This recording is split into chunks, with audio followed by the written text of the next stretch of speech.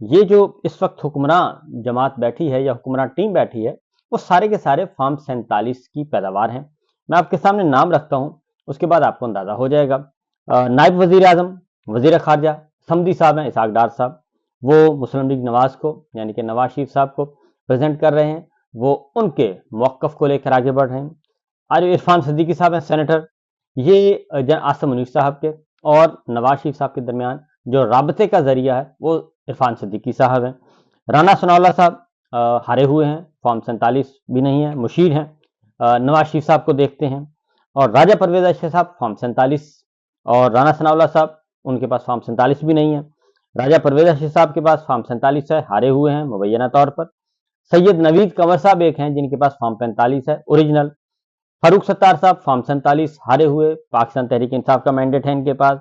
इजाजुल हक साहब हारे हुए हैं, हमारे दोस्त हैं, बहुत अच्छे हैं, भाइयों की तरह हैं, लेकिन हारे हुए हैं, फॉर्म 47 है इनके पास।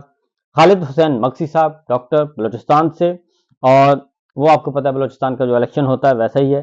अलीम खान साहब हारे हुए हैं, इस्तेकाम पाकिस्तान पार्टी, और फॉर्म 47 है इनके पास।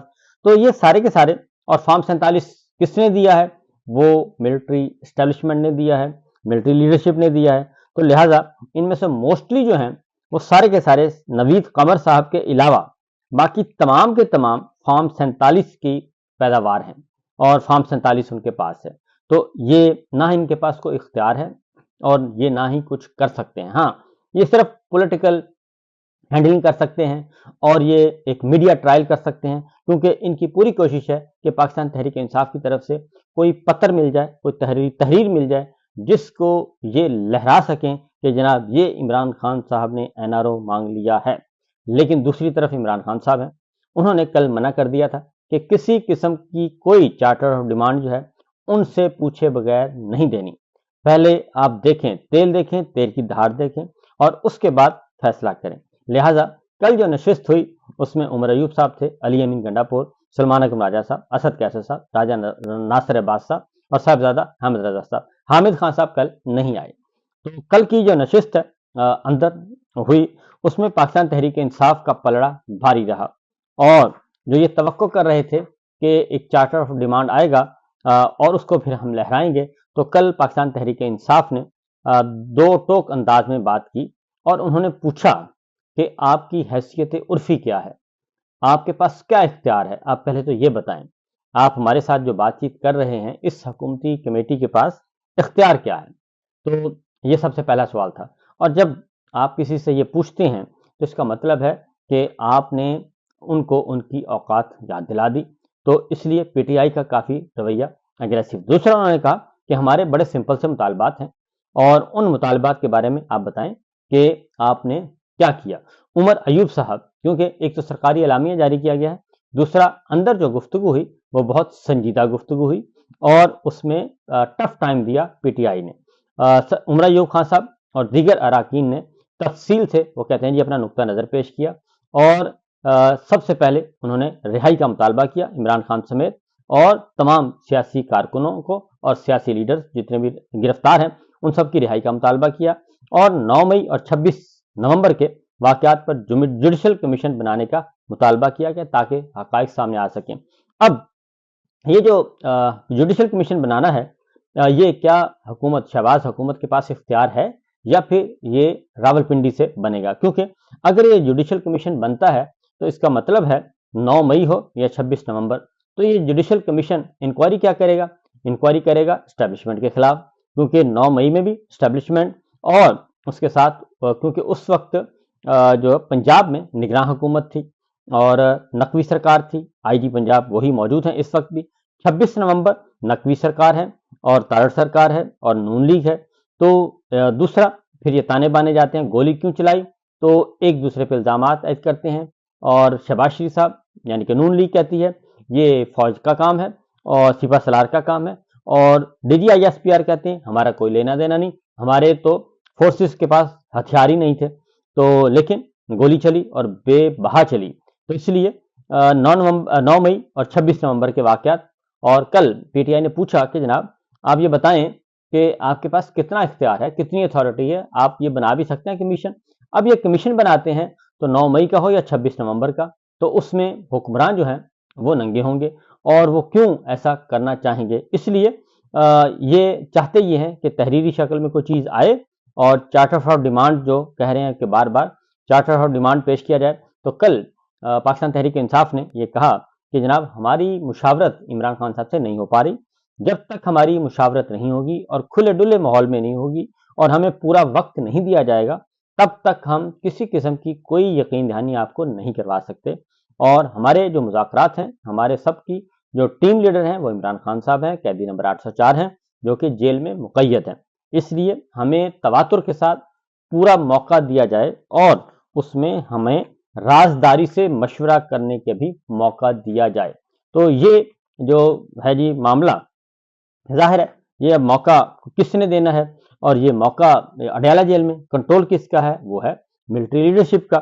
اور عمران خان صاحب کس کی تحویل میں ہے؟ ملٹری لیڈرشپ کی تحویل میں ہے۔ کہنے کو وہ اڈیالہ جیل ہے، کہنے کو وہ ایک سول پنجاب پولیس کے اندر جیل ہے، لیکن پنجاب پولیس اور پنجاب حکومت کے ماتحت، لیکن حقیقت میں وہ یہ ہے کہ وہ سارے کا سارا کنٹرول جو ہے اڈیالہ جیل کا، وہ ہماری ملٹری اسٹیبلشمنٹ کے پاس ہے۔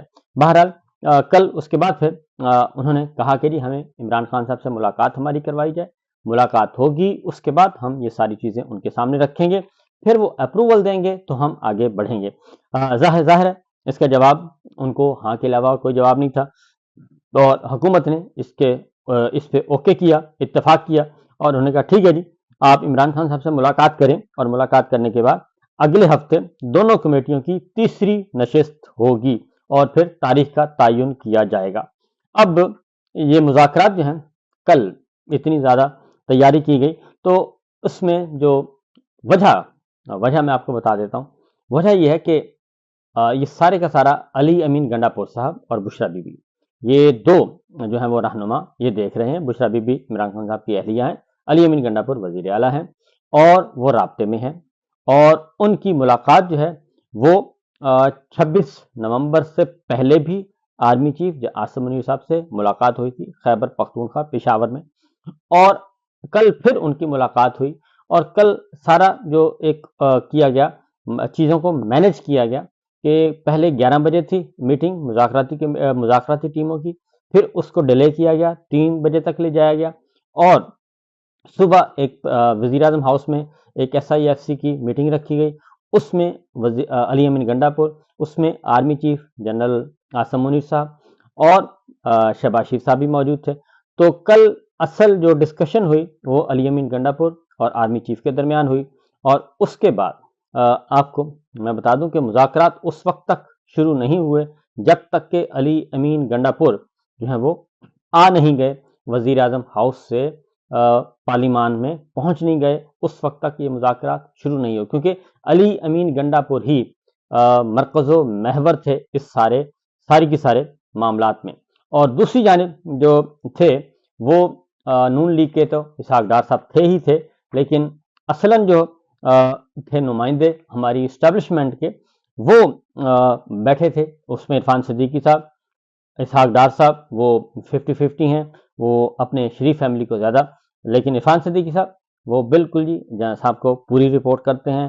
رانا ثناءاللہ صاحب آپ کو میں بتا چکا ہوں، باقی فاروق ستار صاحب اسٹیبلشمنٹ، اعجاز الحق صاحب اسٹیبلشمنٹ، خالد حسین اسٹیبلشمنٹ، علیم خان اسٹیبلشمنٹ، تو یہ سارے کے سارے نمائندے موجود تھے۔ تو جو کل گفتگو ہوئی ہے پاکستان تحریک انصاف نے واضح طور پر دو ٹوک انداز میں یہ ساری باتیں کی۔ اس سے پہلے عمران خان صاحب نے اب جو خبر وہ یہ ہے جی کہ علی امین گنڈا پور صاحب نے ہی آ کے اپنی پارٹی لیڈرشپ کو اعتماد میں لیا، اور اس کے بعد اب اگلی نشست جو ہوگی، کیونکہ کل جو کچھ بھی ہوا عاصم منیر صاحب کے درمیان اور علی امین گنڈا پور کے درمیان، اس ساری صورتحال سے آگاہ کیا جائے گا عمران خان صاحب کو، اور پھر عمران خان صاحب جو ہیں اس کے اکارڈنگلی آگے بڑھیں گے ان معلومات کی روشنی میں۔ اور کیونکہ عمران خان اس بات کو ڈسکلوز کر چکے ہیں کہ مجھے براہ راست جو ہے وہ بنی گالہ منتقل کرنے کی سفارش تجویز دی گئی، پیشکش کی گئی، آفر۔ اور دوسرا پھر انہوں نے ایک اور بھی کر دیا کہ جب میں اٹک جیل میں تھا تو تب مجھے 3 سال کہ انہوں نے کہا کہ ہم آپ کو بیرون ملک بھیج دیتے ہیں، لیکن شرط یہ ہے کہ آپ 3 سال جو پالیٹکس میں ایکٹیولی رول پلے نہیں کریں گے اور آرام کریں گے۔ تو عمران خان صاحب نے اس وقت بھی یہ مسترد کی اور آج بھی مسترد کی۔ عمران خان صاحب نے کل جو میسج دیا وہ یہ تھا جی کہ انہوں نے کہا کہ اس آمرانہ دور میں شخصی آزادیوں کے خاتمے، بنیادی قانونی حقوق کی پامالیوں اور اداروں کی تباہی نے ملک کے نہ صرف سماجی سیاسی نظام بلکہ قانونی معاشی نظام کو بھی درہم برہم کر دیا ہے۔ اور جس بھونڈے انداز میں انہوں نے کہا کہ خالد خورشید سابق وزیر اعلیٰ گلگت بلتستان کو 34 سال قید کی سزا سنائی ہے، یہ ایک اس سے ثابت ہوتا ہے کہ ملک میں رول آف لا کا خاتمہ ہو چکا ہے، غیر اعلانیہ بدترین آمریت کا راج ہے۔ مشرف دور میں بھی ہم فوج کی مداخلت پر تنقید کرتے رہے ہیں، لیکن اس کے باوجود ہمیں اس قسم کی جبر اور سستائیت کا سامنا نہیں کرنا پڑا، عمران خان صاحب نے کہا۔ اور وکلا تحریک سے پہلے بھی ہم فوج کی سیاسی مداخلت کے خلاف بھرپور تنقید کرتے تھے، لیکن تب کوئی ایجنسی اپنے شہریوں کو اس طرح نہیں اٹھاتی تھی جیسا کہ اب غدر مچا ہوا ہے۔ آئینی عدالت بنا کر پورے عدالتی نظام کو تباہ کیا گیا اور قاضی فائز عیسیٰ کی باقیات کو عدالتی نظام کا قبضہ دے دیا گیا۔ قاضی کی روایات برقرار رکھتے ہوئے عدالتی فیصلے جی ایچ کیو کے زیر اثر کروائے جا سکیں، یہ سارا کچھ تھیم انہوں نے کہا۔ اور عمران خان صاحب نے کہا کہ میرے خلاف پچھلے سال بھی 4 غیر قانونی فیصلے دیے گئے، سوموار کو القادر کیس کا فیصلہ بھی ویسا ہی توقع کر رہا ہوں اور اس میں کوئی نہیں ہے شک مجھے کہ یہ سزا نہیں سنائیں گے، یہ سزا سنائیں گے مجھے اور بھرپور سزا سنائیں گے، لیکن کوئی فرق نہیں پڑتا مجھے، یہ اتنی مرضی سنائیں اور میں اعلیٰ عدلیہ سے رجوع کروں گا اور ان مقدمات کو ختم کرواؤں گا، کسی قسم کی ڈیل کا سوال ہی پیدا نہیں ہوتا۔ فوجی عدالتوں جیسے فیصلوں سے پاکستان میں قانون کی حکمرانی کا خاتمہ ہو گیا ہے، جس میں ملک میں قانون کی حکمرانی نہ ہو وہاں کوئی سرمایہ کاری نہیں آتی۔ عمران خان صاحب کا یہ ایک بات ہے اور بالکل درست ہے کہ ظاہر ہے اب رول آف لا نہیں ہوگا، انصاف نہیں ہوگا، عدالتیں آزاد نہیں ہوں گی، فیصلے صحیح نہیں دیں گی آزادانہ طور پہ، تو کون آئے گا جو باہر سے سرمایہ کاری لے کے؟ اور پھر ہمارے پاس پہلے بھی 2 مثالیں موجود ہیں کہ انٹرنیشنل جو ایگریمنٹس تھے ان کو بھی ہم نے سبوٹاج کیا اور بھاری بھرکم جرمانے جو ہیں وہ پاکستان کو ہوئے۔ انہوں نے کہا کہ جی عمران خان صاحب نے کہ جب معاشی ترقی نہیں ہوگی تو ہم قرضوں سے نکل کیسے پائیں گے، اور پاکستان میں اب بھی گروتھ ریٹ 0 ہے اور کچھ بھی نہیں ہو رہا، پاکستان کے فیصلے پاکستان میں ہی ہوں گے۔ اور اس کے بعد انہوں نے کہا کہ میرا موقف واضح ہے، لیکن جب بنیادی انسانی حقوق کا معاملہ ہوتا ہے تو پوری دنیا سے آوازیں اٹھنا فطری بات ہے، اور اقوام متحدہ جیسے ادارے اسی لیے ہیں، دنیا کے تمام ذی شعور انسان بنیادی حقوق کی پامالی کے خلاف آواز اٹھاتے ہیں۔ اور ارسطو نے بھی یہی کہا تھا کہ ہر شہری کا فرض ہے انسانی حقوق کی پامالی ہو تو آواز اٹھاؤ۔